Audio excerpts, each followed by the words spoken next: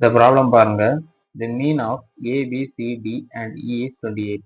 If the mean of A, C and E is 24, then the mean of B and D is A, B, C, D மற்றும் E இன் சராசரி 28. AC மற்றும் E இன் சராசரி 24 எனில் B மற்றும் D இன் சராசரி என்ன அப்படின்னு கேட்டிருக்காங்க. சிம்பிள் தான்.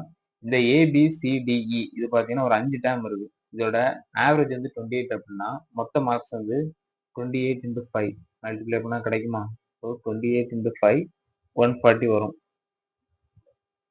இப்போ the mean of A, C and E இது பார்த்தீங்கன்னா 3 டேர்ம் இருக்கு. ஸோ 3 into 24 3 into 24 எவ்வளோ வரும்? 2 1 6 7 72 வரும். இப்போ இந்த ரெண்டையும் நம்ம மைனஸ் பண்ணோம் அப்படின்னா பிசியோட டோட்டல் மார்க்ஸ் பிஎன்டியோட டோட்டல் மார்க்ஸ் கிடைக்குமா? So 140 minus 72 8